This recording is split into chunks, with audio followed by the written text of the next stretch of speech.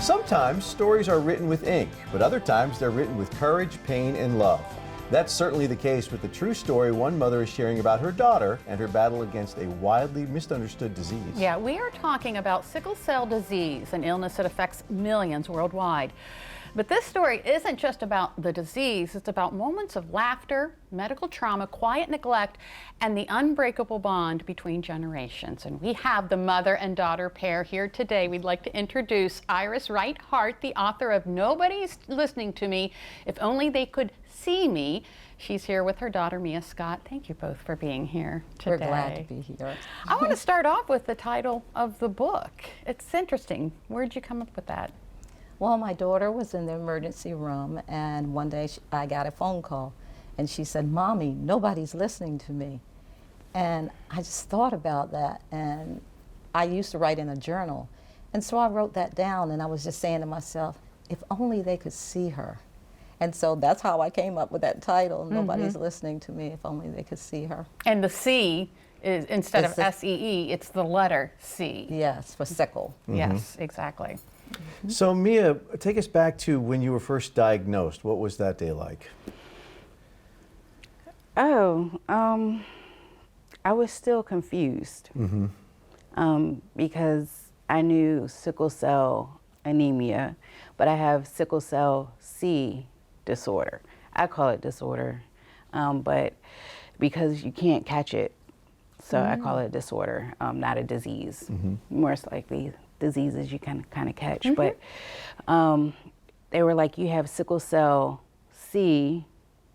It was something, the way they said it to me, I just didn't understand. So I was just like, okay, I have sickle cell C trait. Okay, you know, it's no big deal. I was trying to go into the military, so that's how that worked for me. But then later on in life, I realized that it's so much deeper than that. Like, there's so many forms of sickle cell that people don't even realize the first, you know, part of sickle cell, but then you have sickle cell E, O, D, sickle cell thalassemia, like just all types. So it's like when you have the trait and you combine another trait to it, it could cause a different type of sickle cell disorder. Wow. Okay, I did not realize that. Yes. So how does this affect your daily life?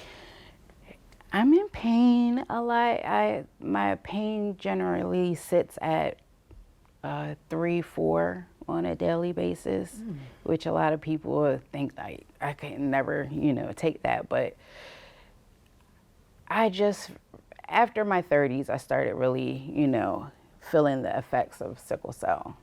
Every once in a while I would have like a crisis where I would have to go to the hospital, but I didn't start like feeling the effects until like I turned 30, where some people feel it immediately, you know, as babies. So I was just one of the luckier ones. So Iris, what made you want to sit down and write this book? Well, because first of all, of course, she's my daughter, and when they suffer like that, I work in the school system, Wycomico County, but now I'm retired. But I wanted people to really be aware of what sickle cell does to people. I also wanted them to be aware of what the families go through, the caregivers. I also want the doctors to be aware that they're not just sicklers, but they do have a name. So you'll find that in my book, I explain names because I want them to be real to them and that this is really real pain. And so I really, especially in this area, I want people to become aware of what sickle cell is. I have done lots of surveys, and they really don't understand it. A lot of people do feel like you can catch it. Right. You're not born with it, but it is something that you're born with. And a lot of them can't work, so they struggle with that, you know, keeping jobs. And I just feel like that the doctors need to be aware of it, nurses, just everybody throughout the world need to be aware of how painful sickle cell is. Especially mothers having children. Yes, yes. So that is one of the things that we want people to be aware of. Get tested. Yeah. Get tested to see if you have the trait. As I'm thumbing through the book here, I see some illustrations in the book that look very interesting. Can you talk a little bit about that? Oh, I am so proud of my granddaughter. Her name is Amini Valentine. And so it's almost like a threesome.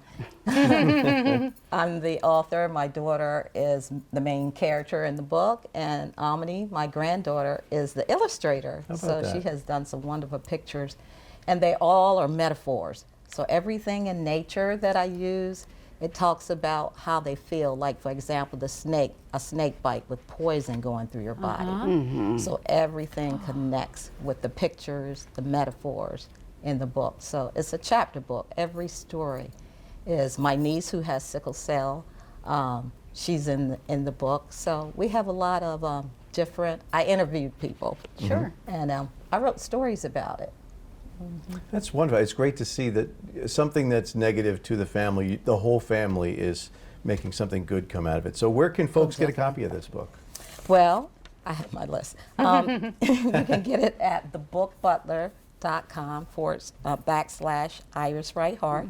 You can also get it on Amazon.com and BarnesandNoble.com, and right here locally at our Barnes and Noble. So please, everybody, go to Barnes and Noble and purchase a book.